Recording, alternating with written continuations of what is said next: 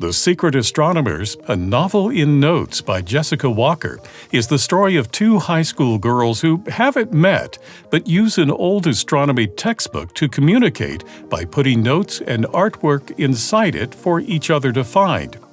Hi, I'm Dan Skinner, and this is Some Books Considered. Jessica Walker is a multidisciplinary artist, illustrator, filmmaker, and educator. Ahead, we'll explore the book and talk with her about the inspiration behind The Secret Astronomers. Jessica, welcome to Some Books Considered. Thank you so much for having me. I'm excited to be here. Well, this is a fascinating sort of multimedia book. Tell us about the inspiration for it. Yes, so this is my debut novel. I've been an illustrator of children's books, but this idea came to me and I was very excited to start working on it because I've always wanted to play around with the idea of a textbook and incorporating a story inside a textbook. And I was the kind of kid who perhaps unfortunately drew inside of books, despite what my mother told me I should be doing. And so I wanted to play around with an idea of something that already existed in the world and build a story within it that would be kind of a secret world that you would uncover. Well, tell us about the story here. What are readers going to find? So this is an epistolary novel, which means that it's written between correspondents. There are two narrators in the book. They go by the code names Copernicus and Kepler. They choose those names because they want to remain anonymous, and they find the names inside the astronomy textbook because they reference astronomy, leaders in astronomy from history. And the story is set in Green Bank, West Virginia, which is a real place in the real world, and it's home to the Green Bank Observatory, which means that it has these giant radio telescopes in this tiny town, and those telescopes are listening out into the universe for signs of life beyond our Earth. And the really interesting thing about this part of the world is that you can't have a lot of modern technology like cell phones or even a microwave because it interferes with the telescopes.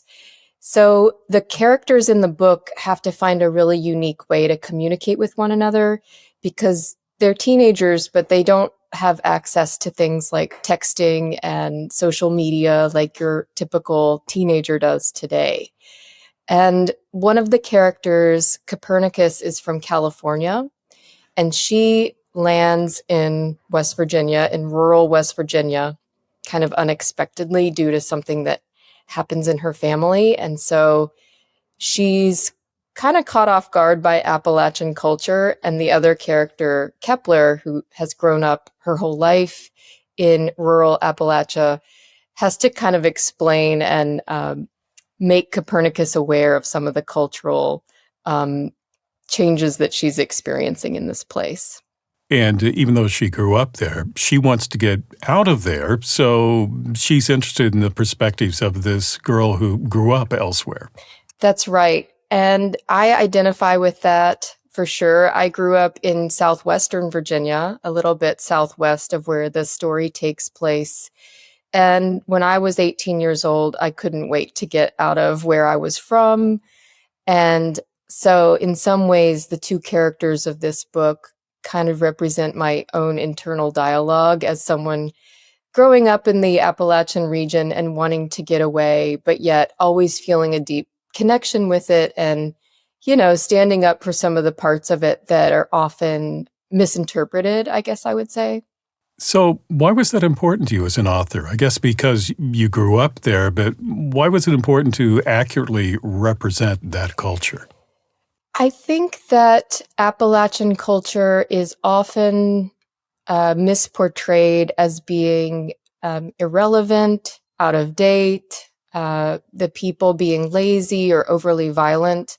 And I don't think that these stereotypes are true. And so I really wanted to have the characters really grapple with some of those stereotypes and bring nuance and depth to them. Kepler, who is from West Virginia, has a lot of circumstances in her life that are beyond her control and have just happened to her because of the people that are surrounding her. And she she still loves those people, and she finds ways to talk about them and explain her situation in a really nuanced way. And so I wanted to take the opportunity to do that through these two characters. And because these two remain anonymous, it seems that gives them the freedom to communicate with each other and share things that they might not otherwise do. That's right. They find out interesting things about one another that perhaps if you met someone, you would recognize immediately. But because the book is the medium through which they correspond, they have to learn these things in a kind of paced and phased way, which I think hopefully makes people think about how we make assumptions and how we are quick to judge people based on what we think when we meet them. But if we actually took time to get to know their stories first and a little bit more about who they are, maybe we would be more open-minded to interacting with people who are not like us. So, in this story, there is this textbook, and is that based on a real textbook? It is a real textbook written by an astronomer, Charles Young, in the late 1800s. And I had to find a book to work in. So I was looking at antique bookshops and I came across this book. And so I took it apart and started playing around with the pages, and the story and the images kind of came up together because the textbook really influenced how I would play around with each page. The characters in the book make fun of some of the science in the book. They play with the diagrams. They create images over top of what's already existing in the book. So yes, it's a real textbook. So Copernicus is the artist, and she likes to draw in the book. And at first, Kepler says, "Why are you defacing this book?" And she uses Post-it notes as her way of communicating in the book. That's right.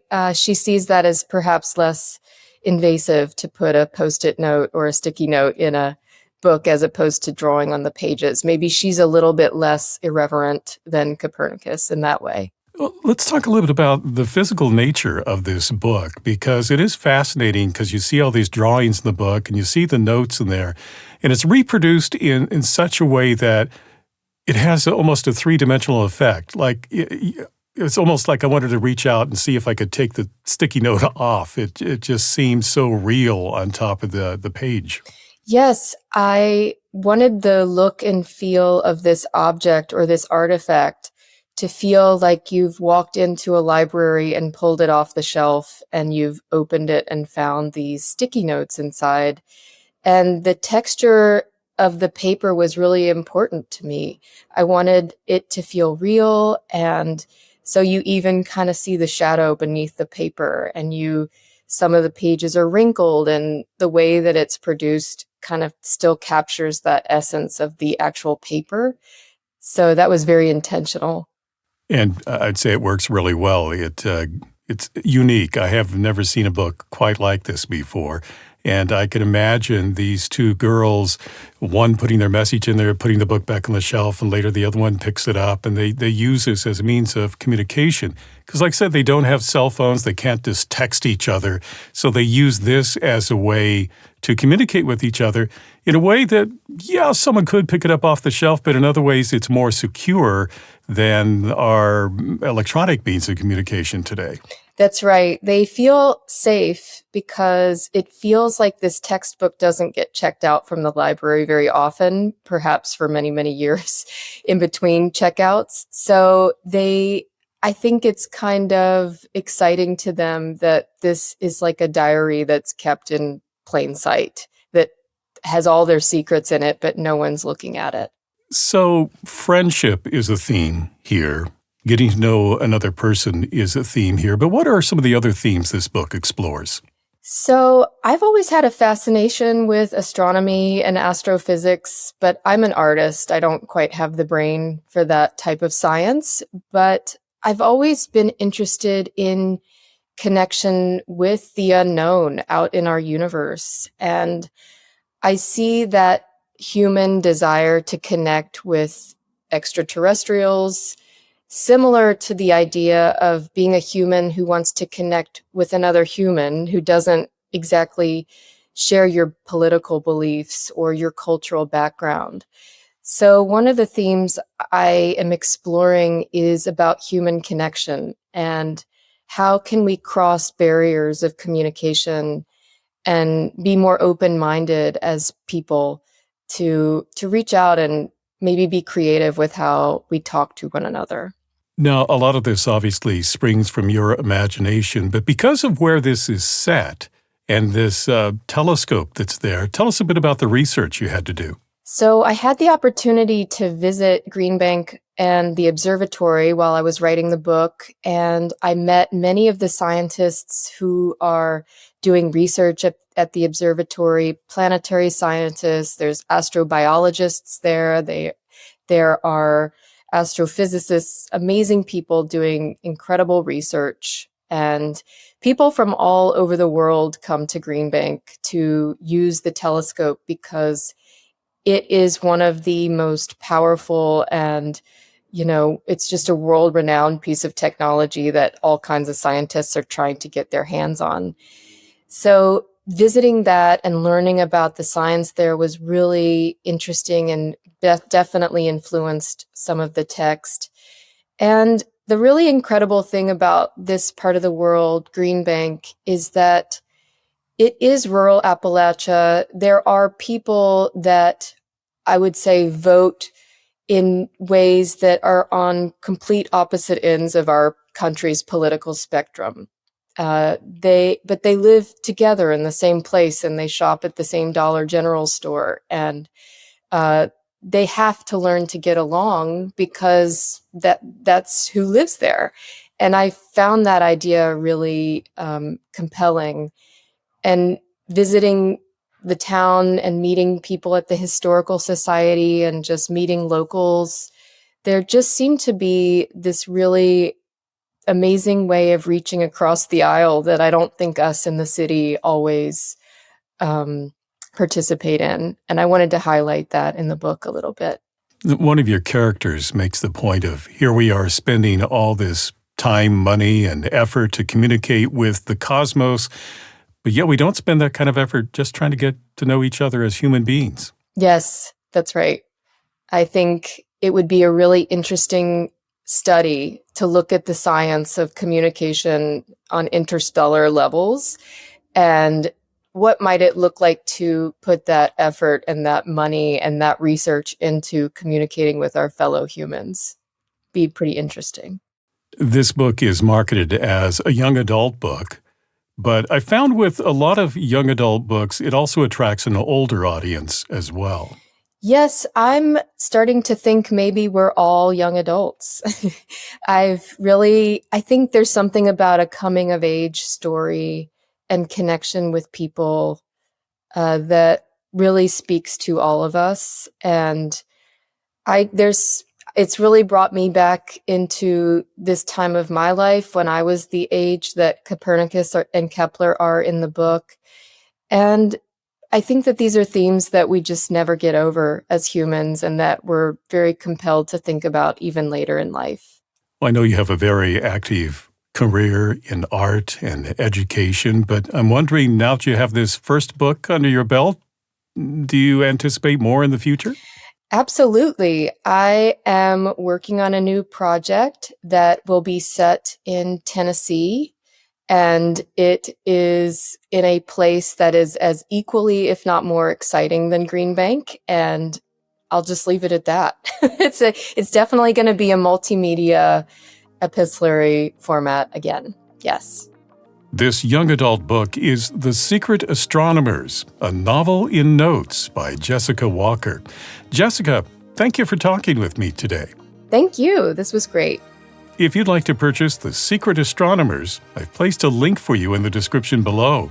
If you enjoyed this conversation, please subscribe, like, and click on the bell so you know when I post new interviews.